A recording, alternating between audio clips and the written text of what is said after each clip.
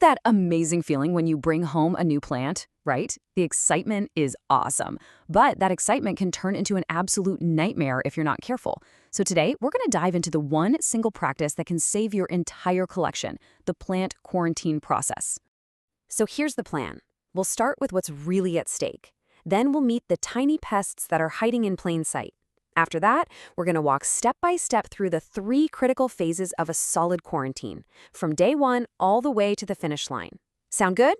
Let's get into it. Okay, first up, a collector's worst nightmare. Let's talk about why this whole process is so important for anyone who's serious about their plants. Let me ask you a serious question.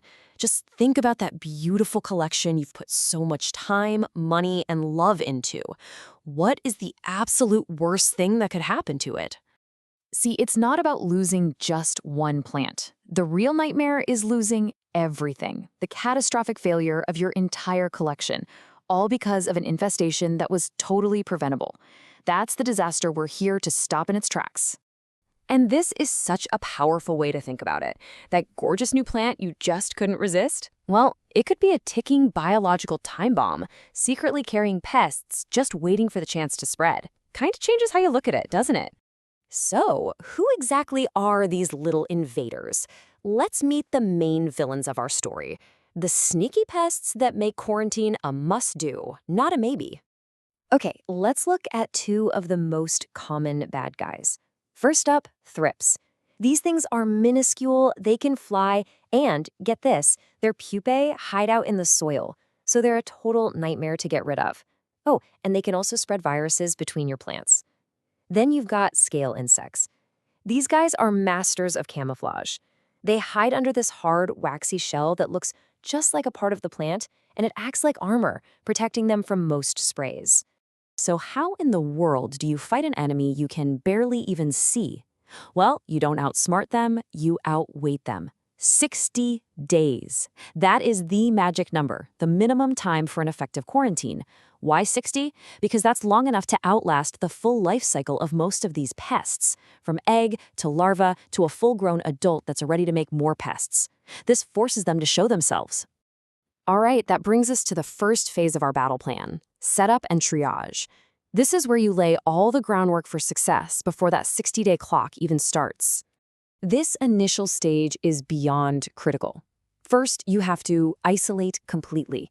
And I mean completely, a separate room, far away from any fans or vents that connect your main collection. Any shared air is a risk. Second, inspect under magnification.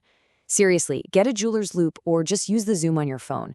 You need to look in every single nook and cranny, under every leaf. You're hunting for things your naked eye will absolutely miss.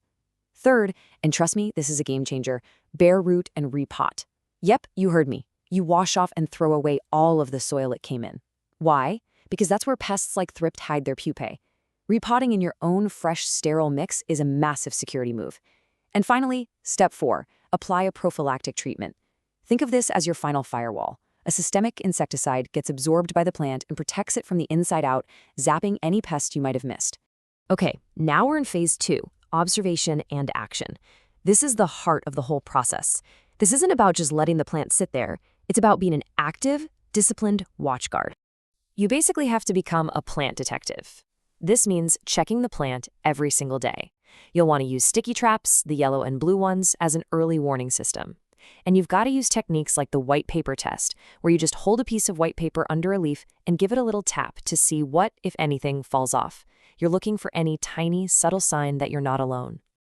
Okay, so picture this. You've been so good. For weeks, you have inspected this new plant every single day.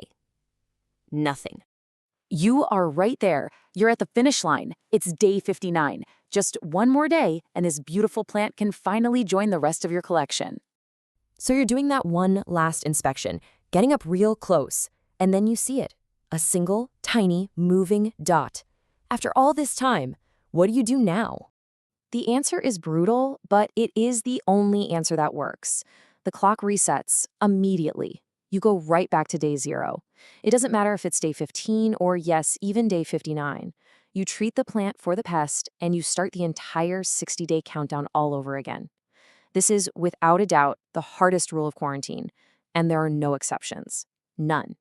So you did it. You made it through a full 60 days totally pest-free. That is awesome.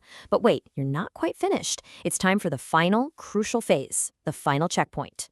You can't just throw it in with the others. Integration has to be slow and careful. First, you acclimatize. Move the plant to a spot near, but not touching, your main collection for 1 more week. It's just a final precaution. Second, you document everything. Where you got the plant, the dates of its quarantine, any treatments you used. This record keeping is what takes you from a hobbyist to a serious collector. And then, finally, you can integrate, carefully choosing the perfect spot for your new and, most importantly, clean plant. It really helps to stop thinking about quarantine as a chore. It's not. It's a high-yield insurance policy. It protects the investment of time and money you've put into your collection. It gives you peace of mind because you're turning a risky gamble into a controlled, scientific process. And I really want this to sink in because it's such a powerful idea. This whole process, it isn't just about killing bugs. It's the embodiment of responsible stewardship. It's the mark of a true professional who understands they are caring for a living, breathing collection. So I'm going to leave you with this one question to think about. Next time you bring a new plant home, is the front door to your collection swinging wide open, or is it locked down tight? The choice and the health of every single plant you own is totally in your hands. Thanks for tuning in.